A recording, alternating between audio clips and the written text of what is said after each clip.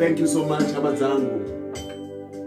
Mufaro wangu zvakare kusaka nemi hama dzangu kumativi mana enyika endiri kusaka nemi muri.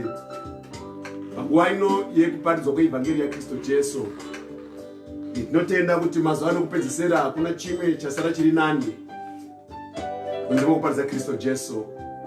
Tigozwa murangariro wake, tigogona kufamba mauri, tigoraramiswa.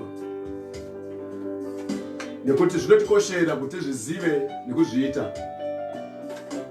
Tinofara kuti ndosangana nemwi zvakare takaparidza zvinhu zvakapfuura. Taitaura tichikurukura tichionesa nazvo pamusoro paKristu Jesu. Tichionawo zvakaitwa nevakare nekuti tinofanira tiri vanhu vakaita sei. Nguva dzimwe chida idzodzi nhasi tiri kupfuurira mberi. Tine nyaya yetiri kuuya nayo ine musoro shoko unonzwi une chekureva here pamusoro pemwanakomana. Unacho here chekureva pamusoro pemwanakomana. Nguva ino yemasikati ano titendedzei tigoenda kushoko raMwari, tigoenda kuna Samuel wechipiri chapter number 13 tigoverenga 1 to 6. Ngatisirengwa kumuverenga 2 Samuel 13 verse 1 to 6. Zvino shure kwaizvozvo Absalomu mwanakomana waDhavhidhi wakanga ane hanzvadzi yake yakanaka wainzi Tamari. Amnoni mwanakomana waDhavhidhi akamuda. Amnoni akatambudzika akarwara pamusoro paTamari hanzvadzi yake nokuti yakanga iri mhandara. Amnoni akaona kuti haangamuiti chinhu, asi Amnoni wakanga ane shamwari yainzi Jonadhabhi mwanakomana waShimea mukoma waDhavhidhi. Zvino Jonadhabhi wakanga ari munhu waiwana mano. Iye akati kwaari, "Nhandi mwanakomana wamambo, wakaondereiko kudai mazuva ose? Haungandiudzi here?" Amnoni akati kwaari, "Ndinoda Tamari hanzvadzi yomunun'una wangu Absalomu." Jonadhabhi akati kwaari, "Watapa nhoo dzako uzviite somunhu unorwara. Zvino kana baba wako akasvika kuzokuona, uti kwavari, ndinokumbira kuti hanzvadzi yangu Tamari auye andipe zvokudya ndidye, agadzire zvokudya pamberi pangu ndizvione, ndizvidye pamaoko ake." Naizvozvo Amnoni akawata pasi akazviita somunhu unorwara. Zvino mambo akati wachisvika kuzomuona, Amnoni akati kuna mambo, "Ndinokumbira kuti Tamari hanzvadzi yangu auye andibikire zvingwa zviviri ndichizviona kuti ndidye pamaoko ake." Vesani zvakare 2 Samuel chapter 18 verse 29 to 33. That's right.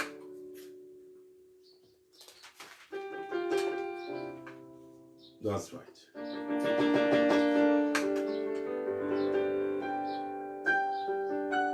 Mambo akati, "Ko jaya iye Absalomu wakafara here?" Ahimaazi akapindura akati, "Pakutuma pomuranda wenyu iye nemuranda wenyu naJoabhi ndakaona nyongano huru, asi ndakanga ndisingazivi kuti chinyiko." Mambo akati, "Tseduka umire pano." Akatseduka akaramba amirepo. Zvino mukusha akasvika. Mukusha akati, "Ndine shoko kuna she wangu mambo, nokuti Jehovha wakakutsiwai nhasi kuna vose vakanga vakumukirai." Mambo akati kumukushi, "Ko jaya iye Absalomu wakafara here?" Mukusha akapindura akati, "Vavengi vashe wangu mambo navose vanokumukirai ngavave sejaya iro." Mambo akavhunduka kwazvo akakwira kukamuri yakanga iri pamusoro pesuo akachema, akaramba achifamba achiti, haiwa mwana wangu Absalomu, mwana wangu Absalomu, ndingadai ndakafa hangu panzvimbo yako.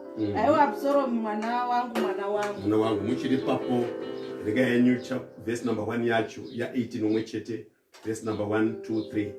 Verse 1 to 3. Yes. Zvino Dhavhidha akaverenga vanhu vaakanga anavo, akagadza vakuru vezviuru navakuru vamazana pamusoro pavo. Dhavhidha akatuma chetatu chavo vachirayirwa naJoabhi, nechetatu chavo vachirayirwa naAbhishai mwanakomana waZeruya, munun'una waJoabhi, nechetatu chavozve vachirayirwa naItai muGiti. Mambo akati kuvanhu, zvirokwazvo neniwo ndimene ndichaenda nemi. Asi vanhu vakati, hamungaendi nokuti kana tikatiza isu havangavi nehanya nesu. Kunyange hafu yavanhu vedu vakaurawa havangavi nehanya nesu. Asi imi makafanana navanhu vedu vane zviuru zvine 10.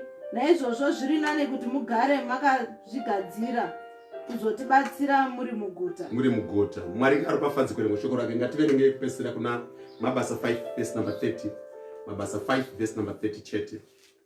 Mabasa 5 verse number 30. Mabasa 5 verse number 30. Mwari wamadzibaba edu wakamutsa Jesu. Iye wamakauraya muchiturika pamuti. Mwari ngaaripafadze kwere kushoko rake. Ndoda kutenda hama yangu waita zvakanaka. Ndokunga wanesu zvino masikati ano. Nozoti wamhanya zvibva kumabasa kuti maikuti kuzwa shoko riya.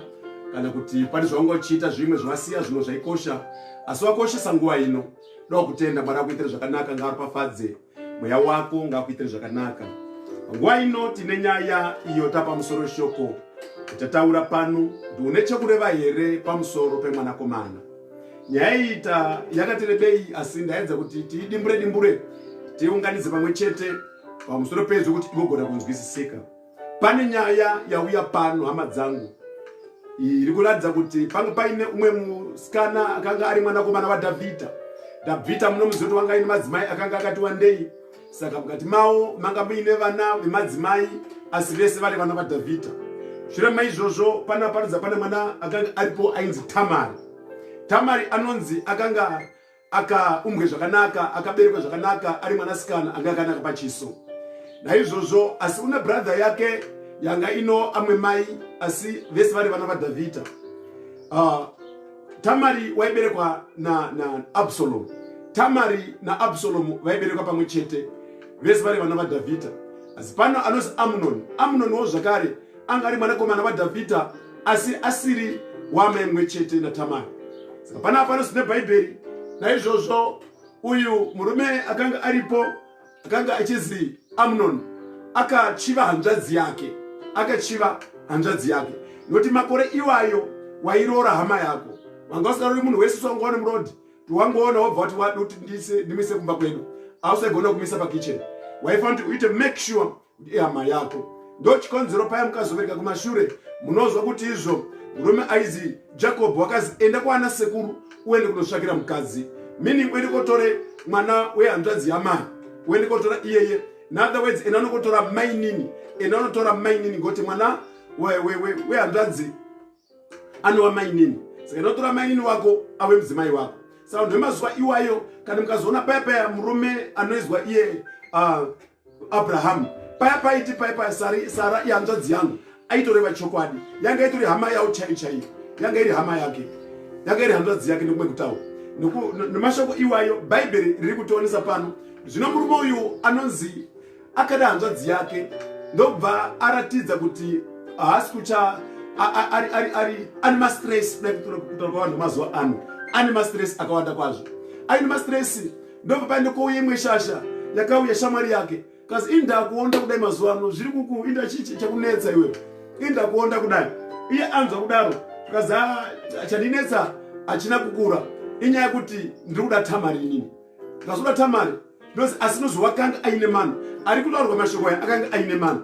Ndobva kuti wadi kuti unyepedzere kurwara, kuti uzviwanire mukadzi hanzvadzi yako iyi, kuti unyepere kurwara. Naizvozvo iye ndobva ati nyepe kurwara, wobva asende koudza baba kuti izvo ndarwara, asi ndaida kuti andibikire amenoti rudzi rwemalaria ine rudzi rwokuti izvo woda hanzvadzi kuti ibike amwe sengasabika yobikirwa nehanzvadzi. Ndobva ataura semashoko iwayo, ndobva ataura kuna baba. Baba auya muona chiko nhai mwanangu afuma ari mablankets, arara ari mablankets, afuma ari mablankets. Kusvika baba azoti ko nhai chiko, mashoko aya anga audzwa. Ndobva ati aiwa hapana chimwe chinondinetsa, ini ndarwara asi ndaida kukumbira kuti izvo dai mainditira favor date, ndaida kukumbira kuti mundudzire Tamari andibikire ndigodya. Iko baba akati azvishomezvo. Ndobva atora Tamari mwana waoka, Tamari enda batsire brother yako yarwara, kurwara kwari kuita kuti yozobatsira pakubika agozodya ngokuti anozi haana appetite. Saka taida kuti izvo ukamubikira pamwe iye anodya. Hanzvadzi kwabva yaenda in good heart, a good heart. Yaenda ikoko mweya wakanaka, yasvika yabva yabika yaende kuna brother ko nhai brother chii chanetsa inda mwechinga muri kurwara amusi kusimba neko. Akati ndarwara hanzvadzi yangu ndarwara bika. Iye ndobva abika anozva akabika zvimakuks zvimakeks zvakabika ndobva auya nazvo. Asvika nazvo ndobva aine kuno anozi akati kuendera apa ndode kudya zviri mumaoko ako. Don't forget they are in a room. Vadodya zviri pamaoko mako. Ndobva auya nazvo aine moyo wakanaka kundirupe brother yangu. Paanode kumupa paanonga kekutanga echidya, kechipiri kwabva neko ndonge muridzi wekeke. Ndobva amubata muridzi Tamari abatwa anoti mabatiro akuita mukomana anenge ane imwe agenda, anenge ane imwe mufungo, ane pfungwa dzisina kunaka. Ndopaanoti izvo Amunoni ndokumbira hanzvadzi yangu usaite chinhu chakashata chikadai pakati paIsraeri. Amunoni usaite chinhu chakashata kudai pamberi paIsraeri. Kana uchindida ndikumbire zvakanaka kuna baba unondipihwa. Pari kudaro Tamari ari kutaura chizive mutemo uye wairevesa. Uyu ndobva ati aiwa. Ndobva mubata anozi akamuchinya akamurepa. Chipedze kudaro echingopedze kumurepa Bhaibheri inoita zvakanaka ndokwadzo wakamuvenga nekuvenga kukuru kwazvo kupfuure kumuda kwaita. Ndobva amuvenga. Nyaya ndobva yafamba pamuzinda wese wamambo. Ndozvaitwa panapo mambo mukati menyu mumusha wenyu muno mune zvisina kunaka. Mune hanzvadzi yakabata hanzvadzi. Muna Amunoni wakabata Tamari. Uyu brother yacho inozi Absalom. Absalom ndobva avhirinike musoro. Ndopanotanga Absalom kana zone nyako yakwenda nekuipa kuyakutanga kuita yagumisira yaane rufu irutanga pamusoro pechiwi. Chiwi chaitwa apa ichi ndo chakonzeresa. Ngazone kunoonawo kuti izvo kuzofamba Jesu kwari kuita pamuchinjikwa ari kuzofa nekuda kwezvakaipa zvakakonzera pagarden reEden. Nyaya yakatangira mugarden. Ngatipambe nenyaya iri pana patinzwisise. Naizvozvo anozi neBhaibheri zvino Absalom azvinzwa zvakatanga zvataurika. Absalom akaita zvakanaka zvese. Iye nyambisa mukati manje ari kubikika kuti akabata hanzvadzi yangu akaichinya. Apedza kuichinya apedza izvozvo ari kumuwenga haachadi kumuona. Apedza kudaro variko vanhu vanokude munhu nguva iyoyo vanazopedza haachamuda munhu wimwe chete. Mukazona kana mudzimba dzetinadzo anhu anowirirana ari kutanga zvaanopromisana vichitanga nezvo zvetika mukati zvinhu zvakasiyana kure kure. Mashoko akavimbiswana, mashoko akataurika akasiyana nezvaakuitika. Na Bhaibheri inotaura zvakanaka ndoti zvino Absalom akati apedza akumbira kuna baba zvakare ngoti vana vamamboka zviriwe kumuzinda. Da kuti uzive kuti kana pamba penyu paine problem, kana uine problem yosangana nayo hazvisi kuite kwauri kwega, nomumizinda nemumwe dzimbo nemumwe nzvimbo dzakakwirira zviri kuitika zvakare. Absalom apedza izvozvo Bhaibheri inoti akakumbira baba zvakasiyana kumbira kwene kuita mitambo yedu kumakomo na Amunoni. Absalom ndiye ari kukumbirawo timende kumakomo.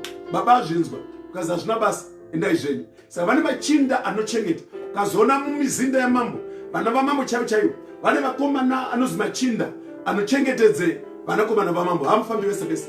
Kana wakamboona mafilms aya kuNigeria unoone panofamba princess kana panofamba prince unonga ina komana amanomuchengeta. Ndozvavanoita izvozvo. Saka vaita saizvozvo vakaenda kumakomo. Vasvika ikoko uyu Absalom nambisa ari kubikika ari kuti wakabata hanzvadzi yangu nei kudisa zviri mumwoyo. Uyu anozviziva kuti nyaya yatopera zvayo. Zvirema izvozvo zvoreva kuti chiwi chisina kureurirwa achina kupera until is confessed. Now murume aizi Amunoni vakwira vakumakomo kuya. Uyu ndobva ati kana taakutamba nemiseve nemabikatwa edu kana totamba nawo neminondo doti mutambe nayo but mapedza ifai mabai zvekuuraya. Musangotamba chete ngotaita mise minondo vechita sekuda kwarubaya chidaro. Saka vaikoko ndobva akumakombo ndobva atamba neminondo iyeyi ichitamba vakomana iwo pakazokupe signal kuti vakomana it's time now. Vakomana ndobva afamba neminondo kwabva ende kobaya Amnon akuchina. Chiwi chinobereka chiwi. Shure maizvozvo shoko rafamba radzokera zviri kuzi Absalomu wauraya munin'ina wake Amnon.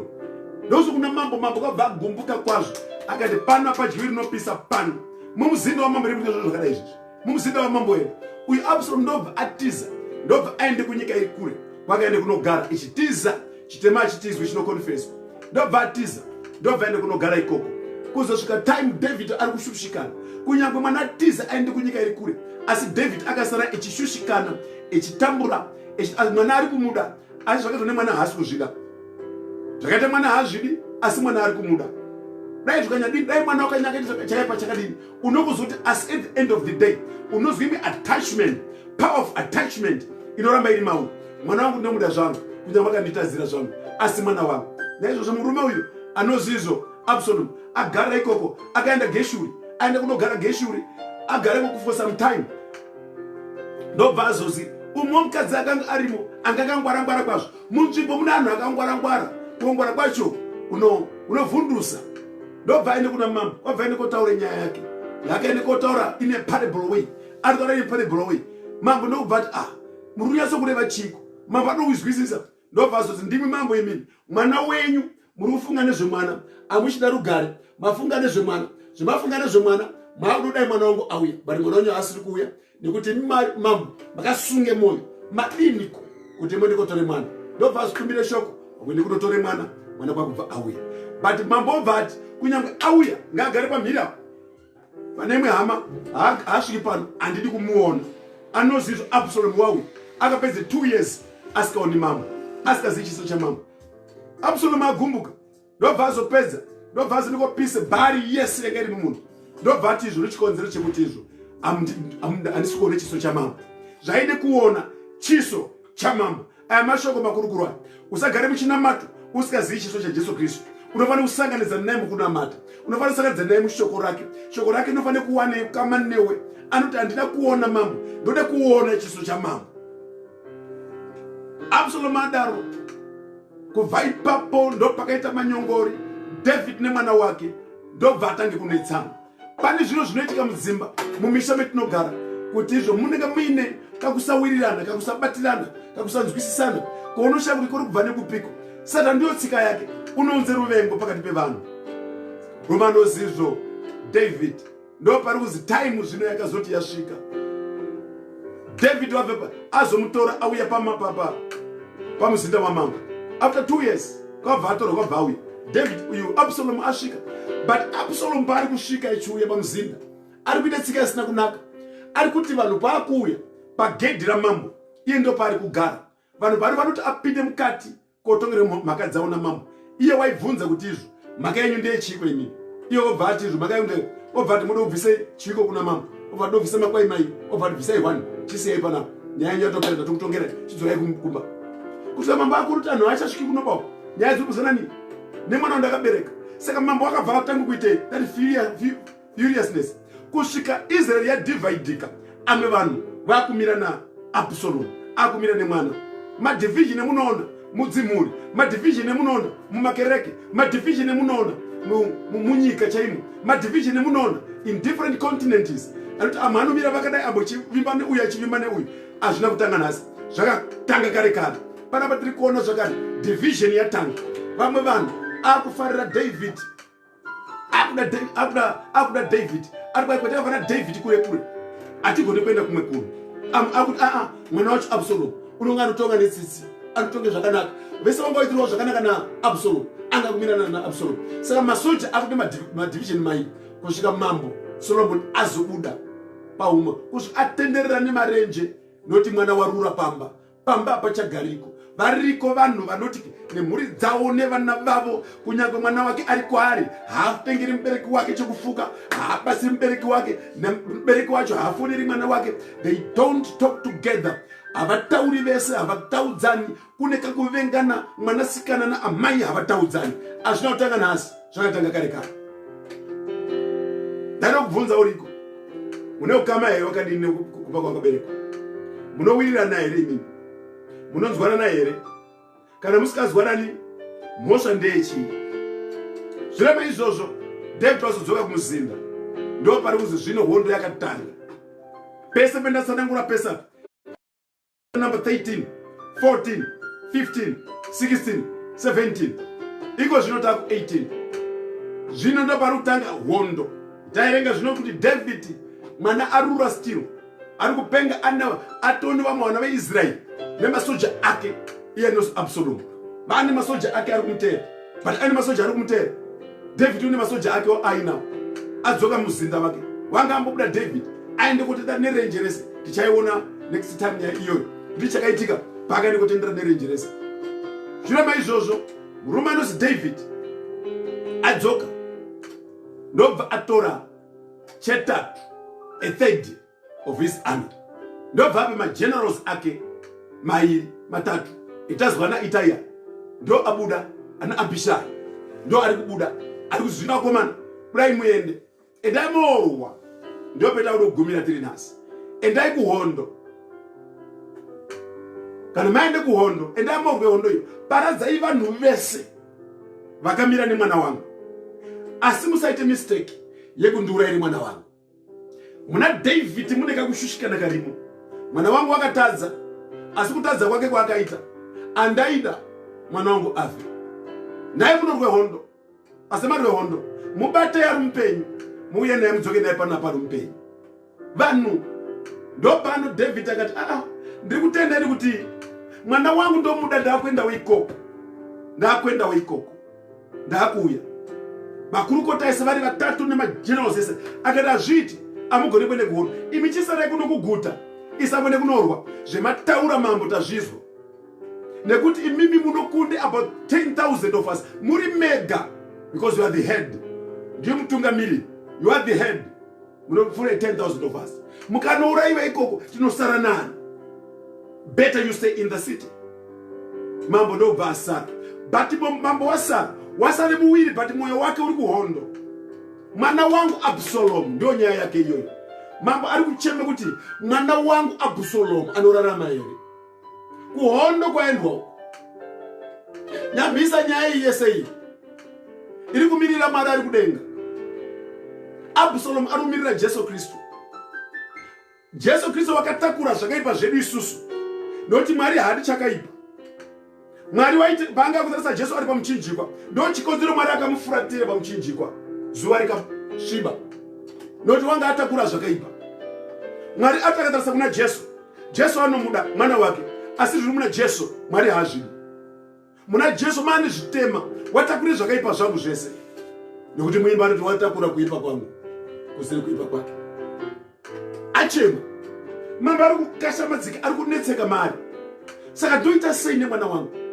Moyo wamambo hauziri kingdom. Uri kuhondo.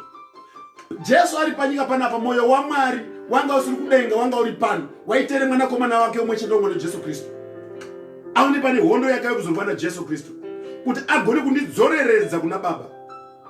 Nokuti pane Adamu wakutanga patatatadza. Takatadza kuna Adamu wakutanga. Chiwi ichocho, saka paya pari kurwisana wakaipa. Hondo ngairwiwa semwana wangu nomuda ari mupenyu. Saka ataurwa mashoko iwayo. Apuwa mashoko. Mbambo akanganisika. Vanhu vaenda kuhondo. Hondo yaende kunorwiwa. Pamusoro apo pane mukomana anga aripo, a watchman, airamba ichitarisa kuti kuna ari kudzoka here kubva kuhondo. Guta rega rega, each and every nation in a watchman. Vane vanhu vakagara mazuva ano avacha makore iwayo vaigara pakakwirira ichitarisa kwese ichitendera kuti ndiani ari kuuya. Asi mazuva ano akutarisa pamakombiyuta kuti ndege iri kupinda yabvumirwa here ko iyi. Akaona ishe chokupinda obva asumudze over, dzokera kana wakasadzoka takusumudze miraji. Naizvozvo uyu akagara ari pamusoro, hondo yarwiwa. Vanhu vese vanoita make sure kuti vazivai mwanakomana musati kunondiurayira. But wonde tsvake mwanakomana ngafe mwana uyu. Ndobva atera bhaibheri rataura zvakanaka rinoti zvino vakati vari pakurwa kukuru hondo yarura. Uyu Absalomu akakwira pabhiza rake ari kumhanya ari pabhiza ichienda, hondo ichisumudza nemabikatwa, minondo ichisumuka ichirovana, bhiza richienda pane munhu rapazvinai akasumudza obaya munhu ari pabhiza obva afa, chibaya munhu ari pabhiza chibva afa. Manje panapa bhiza raindi kunoona kuti pano petava pachina kumira zvakanaka, ndateerwa pane bhiza riri kuteera rine munhu adi kuuraya, rinozi rakamhanya kupinda richiri kunokwa he went through a thicket. Panga pakamanikidzana, panga paine miti yanga yaka iri ipapo, bhiza zvirakaita rapinda ipapo rakaenda kunodzikisa musoro waro nemusana waro, but zviri pamusana hatina kuzodzika zvakakwana. Absalomu ndopanga akagara, kwabva aende kunohemwa, ndobvasa rakarembera, bhiza kwabva ratiza varaenda, bhiza raenda. Ari kumwe hondo ndikuende kuona bhiza akarembera. Richiri kunoti he was hanged between heaven and earth. Mashoko ari kuzi he was hanged between heaven and earth. Wanga akahemwa pamusoro pedenga nepasi. Ari kupe example ya Jesu Kristu kuti izvo Jesu atadza atakura zvakaipa zvinhu, Jesu atakura zvakaipa zvinhu zvese kutadza kwangu inini nokuti iye anga ari mutsvene. Denga rakamuramba, he was hanged between heaven and earth. Nyika yamuramba ari pamuchinjikwa, anga asina kusvika pasi, anga asina kuenda kudenga, but he was hanged between heaven and earth. Ipapo kuhemwa kwacho kwega ikoko kwakuchimiririra. Deuteronomy 21 verse number 22 noti kana munhu akaita chinhu chakaipa chinofanira rufu ngaende anohema. Number 1, endai munomuhenga. Kana mamuhenga ngasarore pamuti ipapo, endai munomuhenga pamuti. You must hang him on a tree. Noti waite zvinhu zvinofanirwa rufu, go and hang him. Saka mapedza kudaro ngasarore mumba, mubudise nguva imwe chete, endai munomuviga the same day. This is what happened to Jesus. Jesu aiswa pamuti nokuti watakura zvakaipa zvangu zvese, wanazvo vakamuhenga, vakamisa pamuchinjikwa, apa pamuchinjikwa. Bhaibheri rinoti ari pamuchinjikwa vakamuburusa ngokuti iye vakati chitora mweya wangu. Saka anozorara ipapo, kwabva aende koiswa kuna high priest. Asvika ikoko, Joseph of Arimathea ndobva amuteera ikoko, kwabva akumbire mutumbi wake the same day, kwabva atore mwiri wake, kwabva aende komuise mugwiro rake. Saka wakarara amugwiro rake, arara amugwiro rake. Jesu amugwiro rake. It is important kuti anga atakura zvakaipa zvangu. Jesu watakura zvakaipa zvangu inini, ndio zvatakura. Ndataura nomushamwati ndichiti akatakura kuipa kwenyu ndo yemazoona itaurwa nemurume ari kuizwa iye Peter pan X5 verse number 30 nekuti imi makauraya, Mwari vakamumutsa nekuti imi manga mamuuraya, mukamuturika pamuti. You hanged him on a tree. It is very important, my brother. Hang him on a tree. He was hanged on a tree for my sins and for your sin. We are zvera tichipedze mharidzo yangu. Aenda ndopano mhanye kuna general. Because Absalomu wafa baba. Ahimazi ndiye anomhanya naro. Akati kuti mhanye kati ndikutaura nyaya iyi mwati wafa. Ndimhanye kuti wafa. Because unoziva kuti wafa nei. Can you go and tell une chekureva here pamusoro pemwana komana? Because dai mandibvumisa ndimhanye kuti nditaura. Uyu wanga azviona muKushai. Kushai is an African. Kushai akati ndazviona zvichiitika. Because iwo muKushai ichienda, iye muKushai ndobva asunge bhutsu dzake, kabva atakumhanya zvishoma nezvishoma, chikwira nomakomo echidzeka, chikwira nomakomo.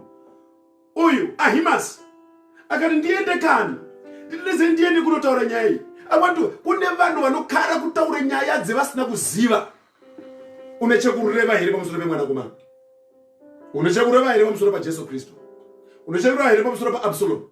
Naye Ahimasi. Ahimasi ndobva zvikazi nditeere kani. Uyu ndobva muto wakafunga kuti uyu paachazokwira paatange kutungamira ichienda, uyu kana akachateera unosvika nyaya yatosvika kudhara. Nambisa Ahimas unoziendera dzogurisira.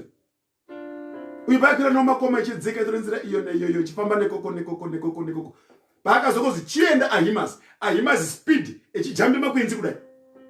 Kune vanhu vanozi kana akaripiwa haagunoswera naro shoko. Haagunorara pamba. Variko vanhu vakadaro. Ekuti vakatanga kuti pafenzi kotaura nyaya dzisina basa. Unotaura nyaya dzemuparliamendi yasikagari. Akudzitaura kwai kuparliamendi zuro kwakaposwe bhiro rakati. Yaasikazi kuti dhori kupinda muparliamendi racho ndiripi. Unokutaura nyaya dzemusikazwisisi. Adaro ndobva jambe makwenzi. Uyu murume akanga ari pamusoro anoti nhai mambo ndirikuone munhu ari kuuya. Zvikazi ndiani? Ane chekuru ari pamusoro pemwanakomana. Zvikazi aiwa achiri kuuya asi mamhanyire ake anenge Ahimas. Speed yaari kuuya nayo ndeAhimas. Echijambe makwenzi echimanya echijambe makwenzi nekuda kuti pahuro pazare mashoko nokutaura kwai mwana wafa. Asi mwana wacho wafa sei chichayeso kumbetika kuhondo. Hauna chekureva pamusoro pemuchinjikwa waKristu Jesu. Chijamba ichidaro chijamba azomona asvika ndobva abvunzwa Ahimas tipe tizwa kwakanaka ari kuhondo mwana wangu mupenyu here. Ukazi handina kuone zvakanaka. Manje waindiri chiko. Inda waende kuna mambo waindiri chiko. Ndangone confusion, ndangone nyongano. Ukazwe mashoko uri ndangone nyongano. Panyika panapa usaone nyongano, one basa repamuchinjikwa rakaitwa rikapera. You must spell out what happened on the cross. You say Jesus died for me on the cross. Akapedza chivi chakare, Adamic nature, in accepted Christ. Shoma, because pangodaro mamba akati you better step aside.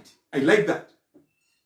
Step aside. Kudenga ukasvika usachekurira pamusoro paJesu Kristu. They're going to tell you step aside. Don't tell kudenga kuti nyaya vatungamiri vechechi kuti tatite mutungamiri tatite prophet ningi takatina ningi tatite tell us about Jesus. All that you want to hear is all about Jesus, about the son. The king wanted to hear about the Absalom. I'm an essay. Don't tell me about them. Don't tell me about the generals. Tell me about my son. Kuti moyo wangu uri kumwana wangu. Moyo wamwari wangu uri muna Kristu Jesu. Ichijamba ichisvika ade kuzara zvikazi mambo kune umwe ari kuuya. Zvikazi ari kuuya zvikazi asima kunonokera kwake anonge mwana anonge mukushai. Zvikazi rega auye. Chobva mhanya kwabva azosvika mukushai munomuziya mhanyi unouya bichana echobva mhanya echobva azosvika. Zvikazi ko nhai mukushai kwakanaka here. Zvikazi mambo ngararame nekusingaperi. Mwana wenyu Absalom akuchina. Mwana wenyu Absalom akuchina. Wahemwa bhiza richifamba chipera nepakati. You must be able to tell about the death of Christ well. Unechekurera pamusoro pemwana. Don't forget our message. You know for message here. Akati ane mwanakomana ane upenyu. Asi asina mwanakomana waMwari ana upenyu. Unechekureva here pamusoro pemwanakomana. Kune mwanakomana akaenda kuhondo. Kuna Jesu akauya kuhondo yepanyika panapa kuti andifire. Pendaide kufa ini ndiregedze kufa. Kwaifane kufa iwe urege kuzokufa. Unechekureva here pamusoro pemwanakomana. Usina unechekumana kudii. Until when shall we continue with that unbelief? Kusikati ndikushikari chipedza kudaro ndo parusina mambo nai Absalom mwana wangu Absalom mwana wangu. Mwari wakatarisa kuti aona mwanakomana wake aroorwa mucheche. Amuramba kuti amusiye anomuda asiri mari wakachi. Ndio zvimwe zvakaita kuna Adamu zviya paya patadza. Mwari wakatarisa kuti atarisa kuna Adamu anomuda. Kasi zviri muna Adamu achazvipa. Zvafane mwana apombwa nenyoka. Ukamuona ropombwa neshato ari mwana wako kuti umutize kwenda nekumisira Petro kuti upise Petro ndikandire Petro ndomutapisa zvese mwana nenyoka. Chakapombwa nemwana unochida asi chiri pane mwana auchidi. Misai kuzwa iri pane mwana auidi asi mwana wako unomuda. Nguva yakanaka masikatano ndichipedza maridzo ino. Unechekureva here pamusoro paJesu. Kana ikaiti kusvika pakuti yapetwa zveyakusvipa kupeta kunopera pezvino zvese. Kumberi kwatinoenda une chekureva here pamusoro pemwanakomana? Unacho chekutaura pamusoro paJesu Kristu. With something to say about Jesus. They've got a full narration, a full story about the work at Calvary. And how much are you supposed to believe in Jesus? Kuramba kabatirira pashoko ra Kristu Jesu. Wakazenga wakatenda here kuna Jesu. We believed him. We accepted him. He's the only begotten Son of the Father. Mari zoimwe yese isina Jesu kusa kuna kwainoenda. You must believe in Jesus. Have you believed him? Have you accepted him? Have you taken him as a personal savior? If not, until when? Marikabire nonga kuchengeta. Chikupira ndinoti. Unacho chekureva. Pamusoro pemwanakomana. Kana usina, why can't you make it? Kana wakatadza. Nokatadza. Zvitema zvakaramba zvowanda kumashuro. Zvapaine mumwe munhu anofanira azofa. Jesu Kristu. Died. Arikumirira Jesu Kristu. David arikumirira Mwari Baba. Kupanda kwaite kwese pasava ndikwaisi kuna David na Absalom. Urikumirira zvivi zvedu isusu. Na Jesu, Jesu asimutadzi. Why can't you believe him? Mwari kawendewe. Kasaka zvakare. Sure no sunshine. Ndikuya ne part B nyaya iyoyi. I'm coming back with part B. Chana mamirire yakaita. Inokosha. This was part A. When part B of the same story. May God bless you, my brother, my dear sister. It was my pleasure having you on this platform. See you next week. Marakuru Papadzi. When you Pastor Mashesha. Next week, see you. Bye-bye.